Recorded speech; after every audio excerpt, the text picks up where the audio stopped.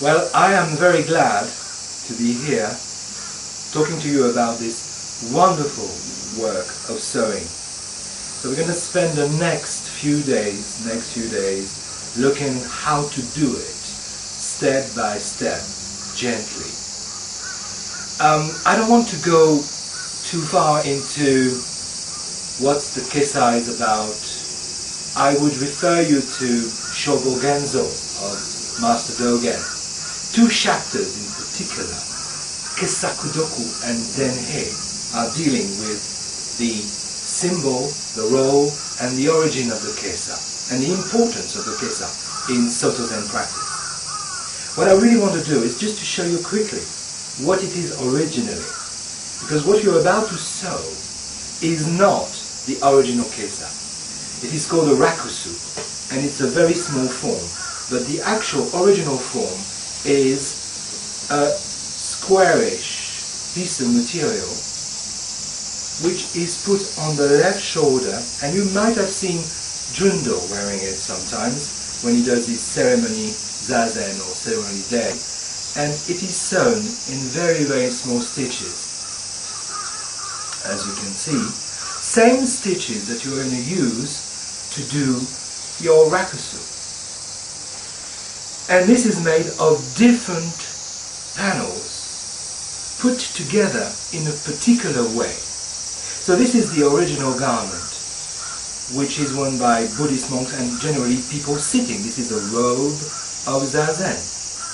In India it was also just a garment, and it is also a symbol of Buddha's body.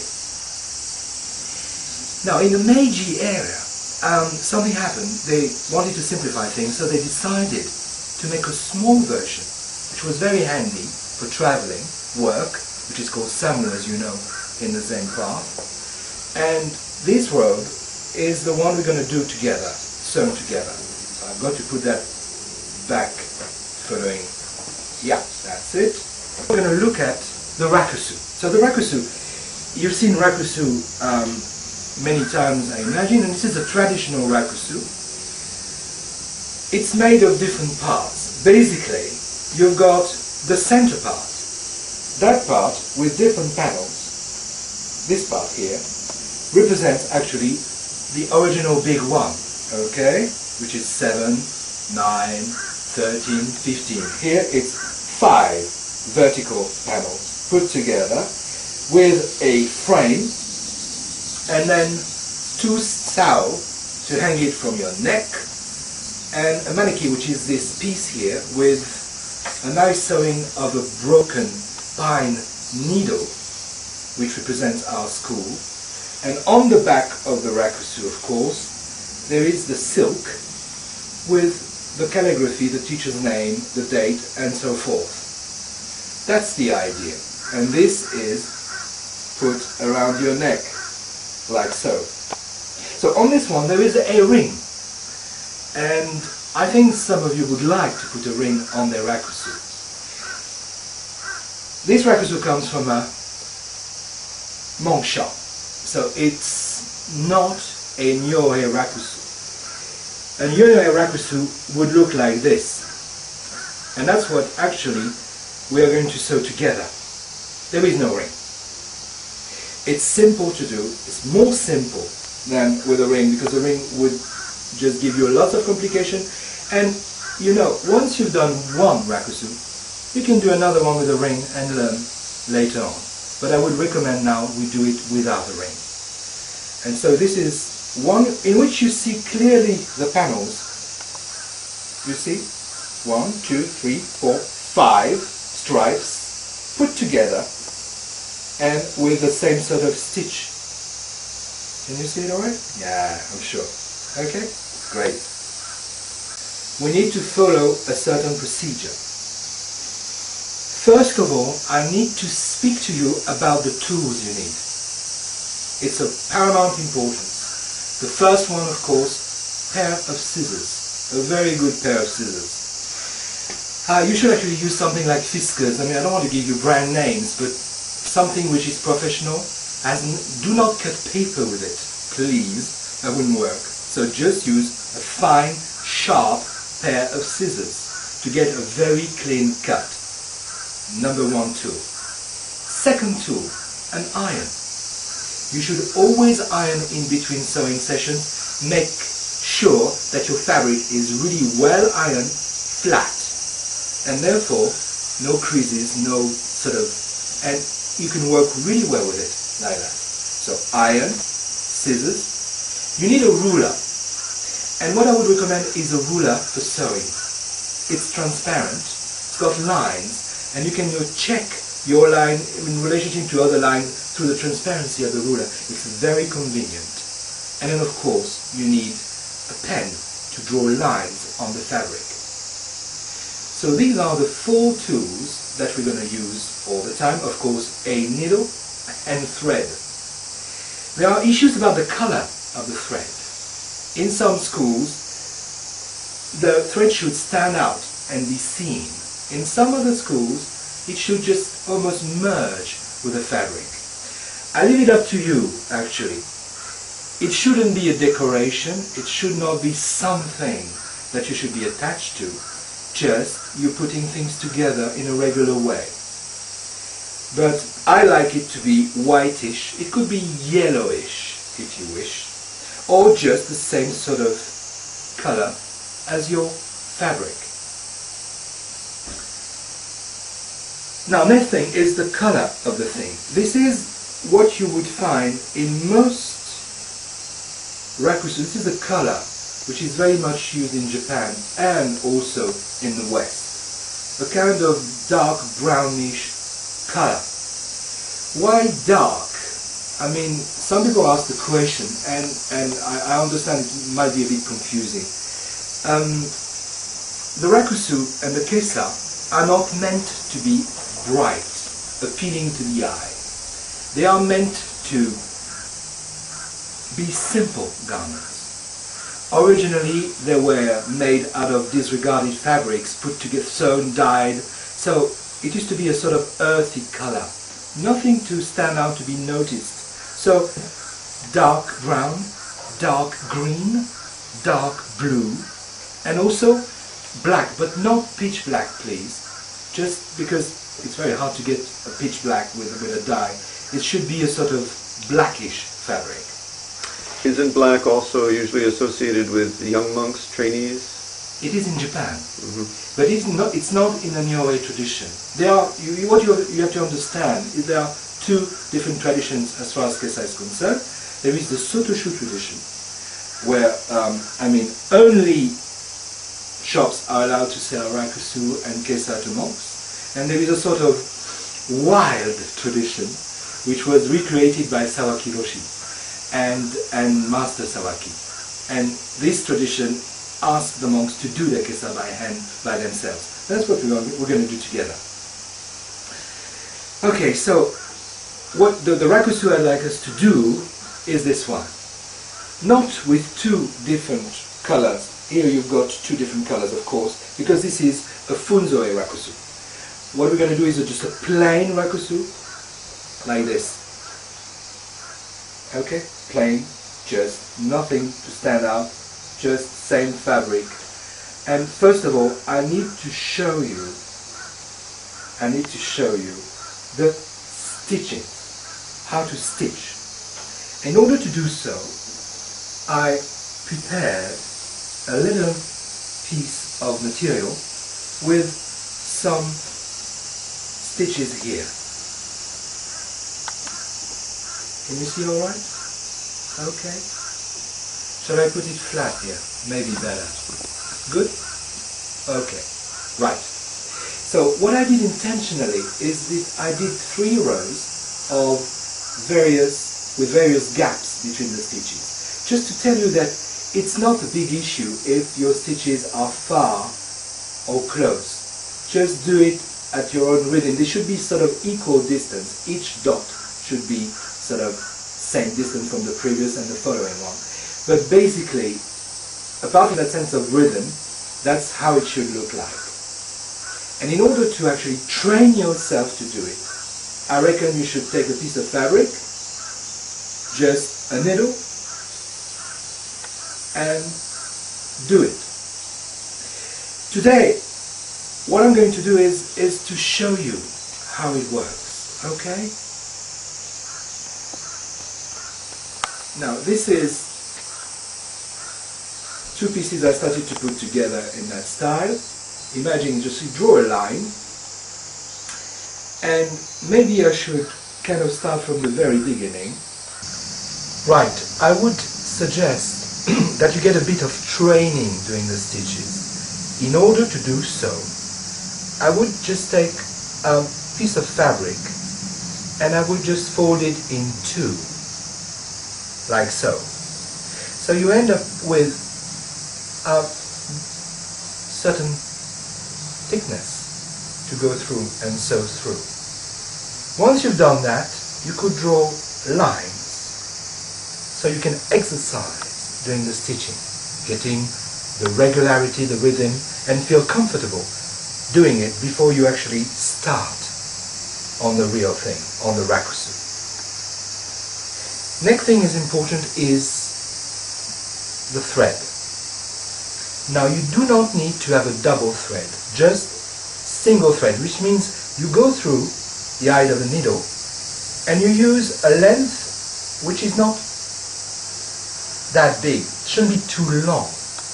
If your thread is too long, then it tends to curl, make knots, and behave in a fussy way. So, rather short, make a knot here. And for the first part of the rakusu sewing, you don't have to worry about knots. For the second part, you will have to worry about knots, because knots should not be seen. The first part is okay. So, what you do, you've got your line. The procedure is you put your needle through, like so. You just pull it until the knot meets the fabric at the back. Yeah. So there is a resistance, of course. And then you practice the back stitch. Back stitch, why? Because you go forward and backward every time. The procedure is quite simple, but it will take a little bit of time to get used to it. What you do is you put the needle into the fabric just behind the thread there, like so. Generally up on the top, not just behind, but on the top, and then you go through like so. So that's from the back, that's from the front, and then you pull it gently, forming a knot.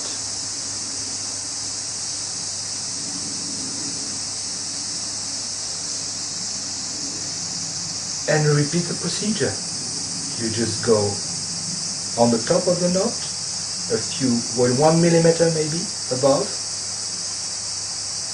put the thread through, like so. Pull the needle gently, quietly. Do not rush it, because otherwise sometimes the thread will just behave in a funny way, and you've got your knot. And you make your line the same way. So you may decide to sew something very close knots to each other, or with a certain gap. It doesn't really matter. Generally the rule is should be smaller than bigger, so that is maybe a good sort of... Which one? This one, for you, beginners. But if you experience the sewing, you can just try the first one. Okay? So, I repeat again the procedure.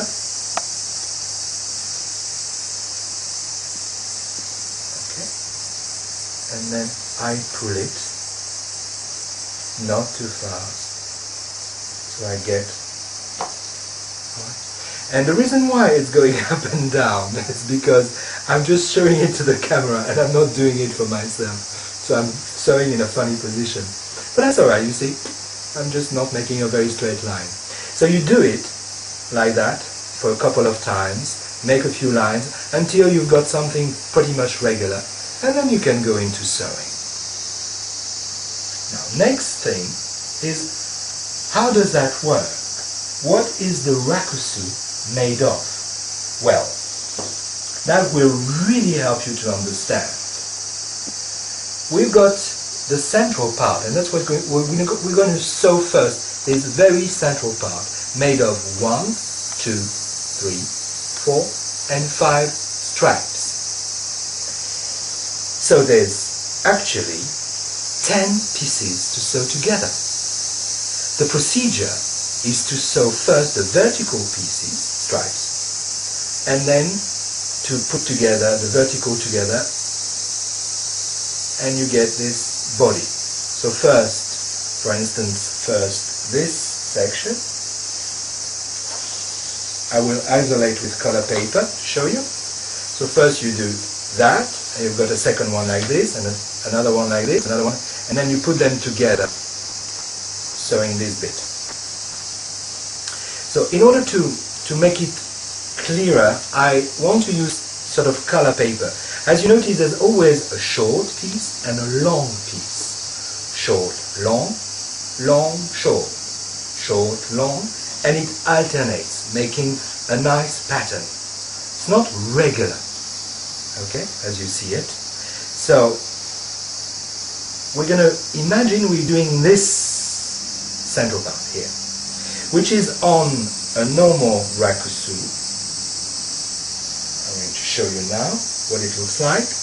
That's a normal rakusu, not a funzoe rakusu. That's it. So we're going to do this part, this central part here. Okay? Imagine this is what we're doing. So if I take this rakusu apart, I will end up with 2 pieces of material which are represented here.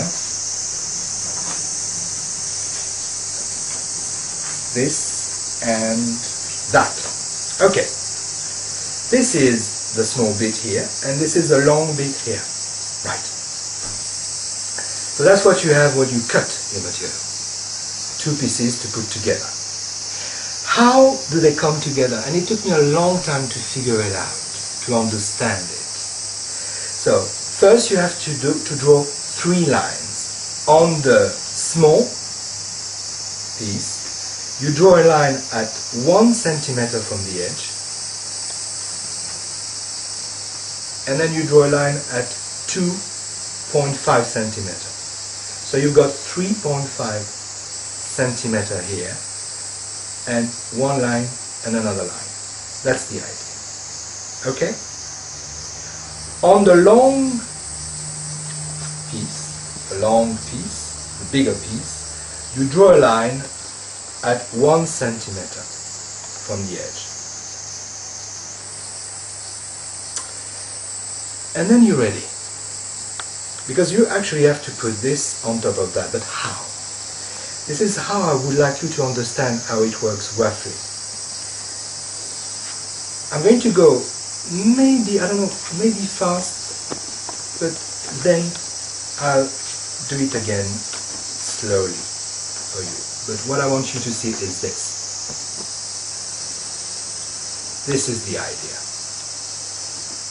This is how it folds perfectly, making that better. Okay, this way. All right. Okay.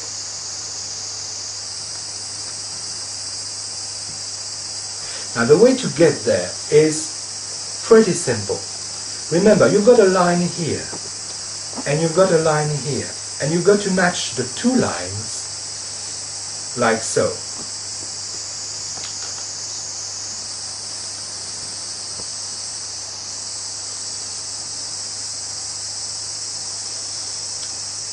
Like this.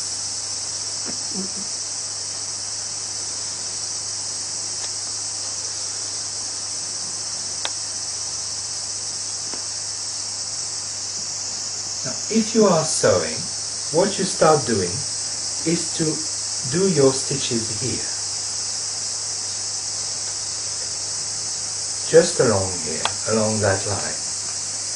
I've got here exactly the same principle. You see, you've got, that's a big piece on top of the small, but if it would be the small piece, you see, I've got that first line, the second line, And if I go here, I've got the other material with a line. And the two lines are meeting like that. And what do? Is I sew along. Once it's done, once I've sewn along, and actually I have nothing to sew with, but I could use, bear with me a sec, just the middle, pretend that these are stitches, so I can do the thing. So let's imagine that this is the sewing, and I'm doing my sewing happily, making sure that the two lines are matching. Okay, that's it. So that's my sewing, with the little dots appearing on this side. Good. So when I've got this sewing, what I do is I do this. Do that again. Yeah, I'm here. I've got the big piece just under, the small piece on the top, and I do this.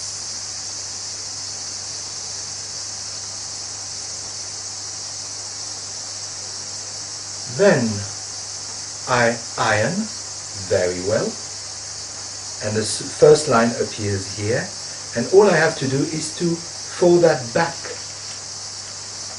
here and put my second line of sewing here. So I end up with two lines of sewing, one here and one there, which is what you see here.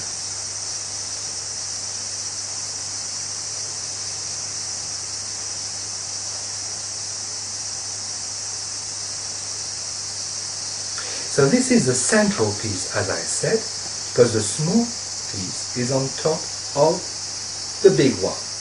But as you see, the next one, it's the reverse. It's the top one being on the top of the small. So what you have is you have 1, 2, 3 stripes that are done this way, and 2 stripes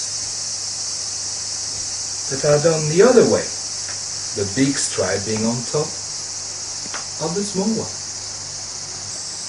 Now, of course, the real size is not that big. I've used these 2 pieces of paper with 2 different colors to show you the size is this. Much smaller, as you see, but for teaching purposes, I decided to use this. Now, 2 colors too, to show you the difference between the 2 pieces. The first piece, the small one here, and the big one here. Small one, big one. What you see here is this. Small one, big one. How to get there? That's what I explain, is you have your line along the big piece, 1 centimeter, and you have your 2 lines on the small piece, 1 centimeter and 2 centimeter, 2.5 centimeter. So what you do is you make sure that this top line of the small piece is meeting this line of the long piece, like so.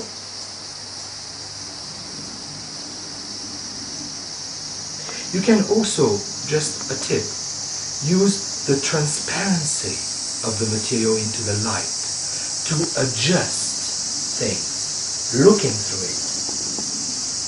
And then what you do, once you make sure that your 2 lines meet, you sew with little dots on that first line.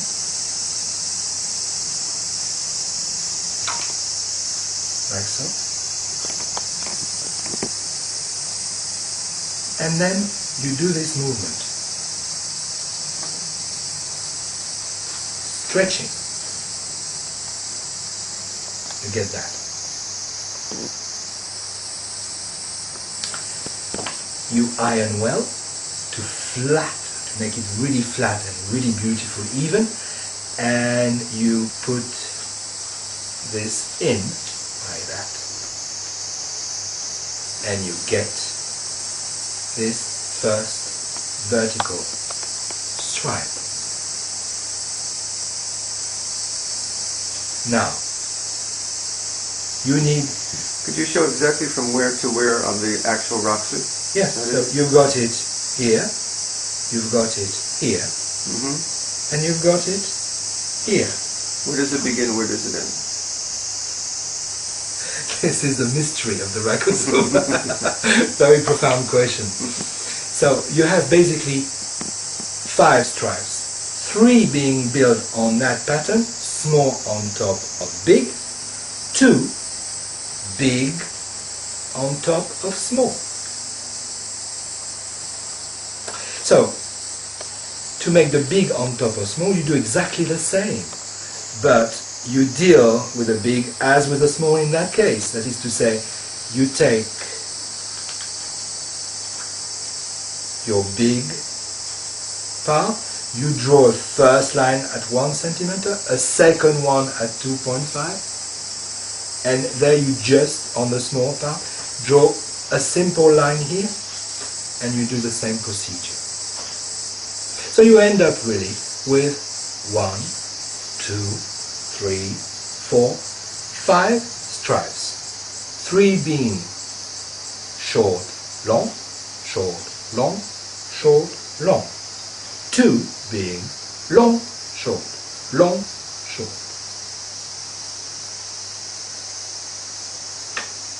Alright? Once you have these vertical stripes, and do not worry, I'm going to show you exactly what it looks like, then you go into sewing them vertically. Rather, well, the paradox is you put them together vertically through putting them together horizontally, but that's also the work of the Rakusu. So what I really reckon is you should really grasp that principle of sewing. I show you again, very, very, very gently, very slowly. This is in the case where the small part is on top of the big part, the big piece. There again, put the 2 lines back, 2 pieces back to back, lines meeting. Use, if you wish, the light and the transparency of the fabric to make sure that it's really lined. You put your dots, your stitching here along. That represents the stitching that allows me to actually do the move with the fabric, or the paper rather. Then what you do is you do this.